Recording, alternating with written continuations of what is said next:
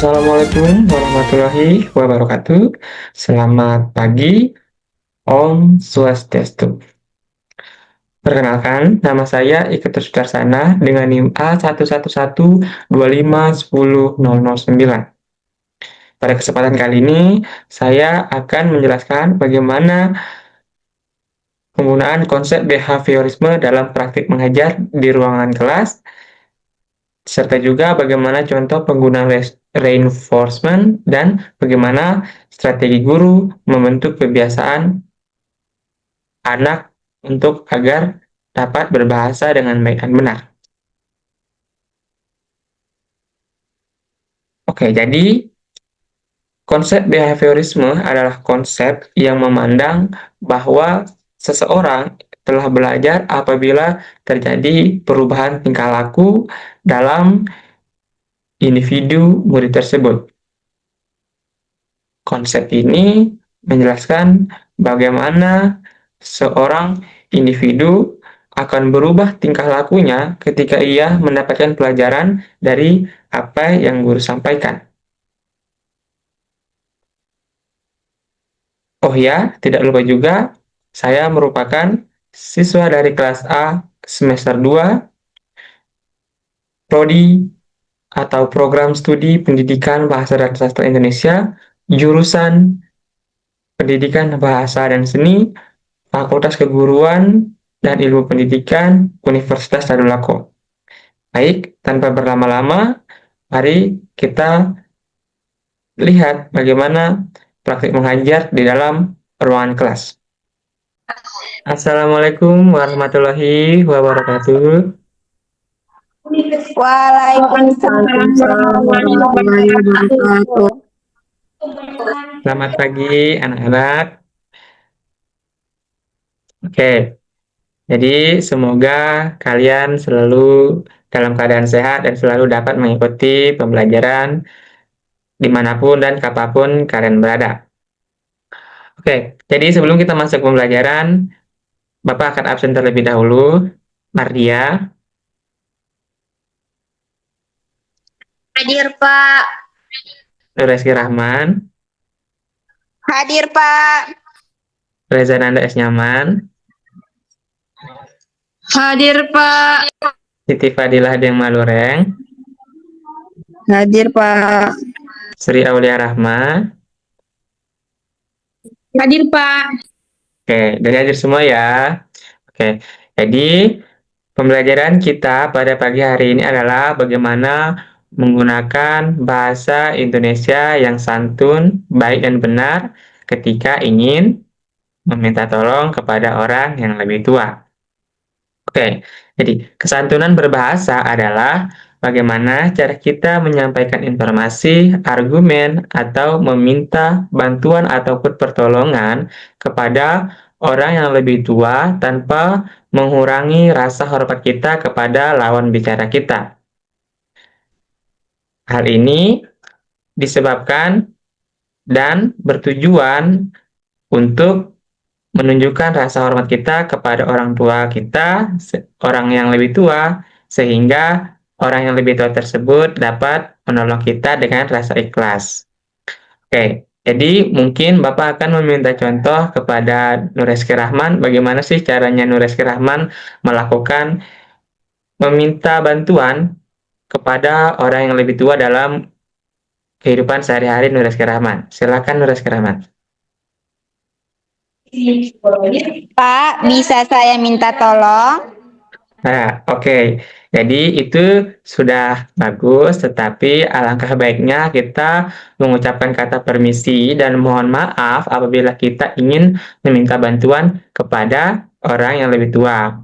Nah, kata permisi dan mohon maaf ini adalah kata yang biasa digunakan untuk meminta bantuan kepada orang tua atau orang yang lebih tua tanpa mengurangi rasa hormat kita kepada orang yang lebih tua, sehingga kita dapat disegani oleh orang yang lebih tua tersebut.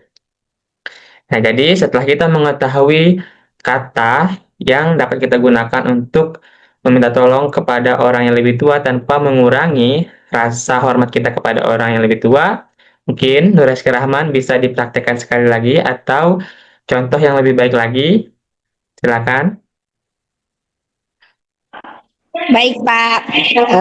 Permisi, Pak. Mohon maaf mengganggu waktunya. Apakah bisa saya meminta tolong?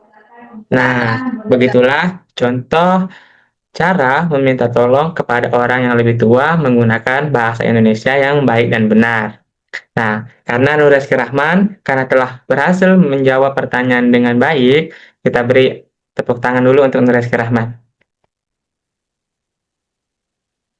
Nah, oke, jadi karena Nur Rizky Rahman berhasil menjawab pertanyaan dengan baik dan benar, pada sesi pembelajaran kali ini, Nur Rizky Rahman mendapatkan nilai A.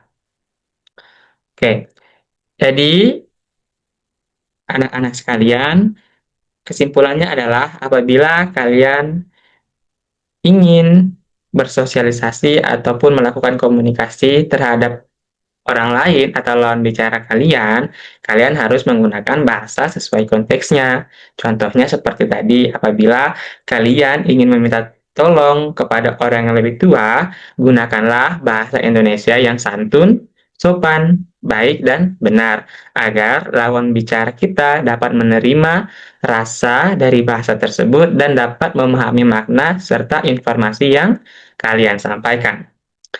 Mungkin hanya itu saja yang bisa Bapak sampaikan untuk hari ini. Terima kasih atas antusias kalian.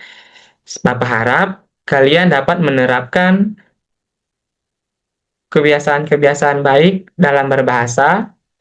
Nah, kebiasaan-kebiasaan baik tersebut kalian bisa gunakan untuk berbahasa atau bersosialisasi kepada masyarakat.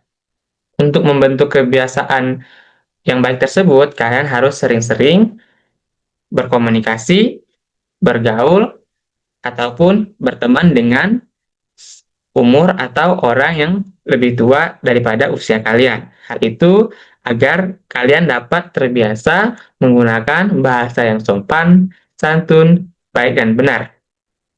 Terima kasih atas antusias kalian. Sampai sini saja pembelajaran kita pada pagi hari ini. Bapak akhiri. Wassalamualaikum warahmatullahi wabarakatuh. Dan selamat pagi. Waalaikumsalam warahmatullahi wabarakatuh. Terima kasih, Bapak. Nah, itulah bagaimana simulasi mengajar atau role play penggunaan konsep behaviorisme di dalam ruang kelas. Nah, untuk contoh penggunaan reinforcement atau penguatan itu terlihat dari bagaimana cara guru memberikan apresiasi kepada murid agar murid tersebut dapat dan mendapatkan penguatan dari guru sehingga murid tersebut dapat melakukan kebiasaan yang baik serta mempertahankan bagaimana dia dapat meningkatkan nilai serta menerapkan ilmunya dalam kehidupan sehari-hari. Dan strategi yang digunakan guru pada video kali ini itu terlihat dari bagaimana cara guru memberikan arahan atau informasi kepada murid untuk selalu melakukan informasi komunikasi, memberikan informasi agar kebiasaan berbahasa santun, sopan, baik, dan benar dalam bahasa Indonesia itu dapat terwujud. Sekian video kali ini. Saya ucapkan terima kasih. Assalamualaikum warahmatullahi wabarakatuh. Selamat pagi dan Om Santi Santi Santi.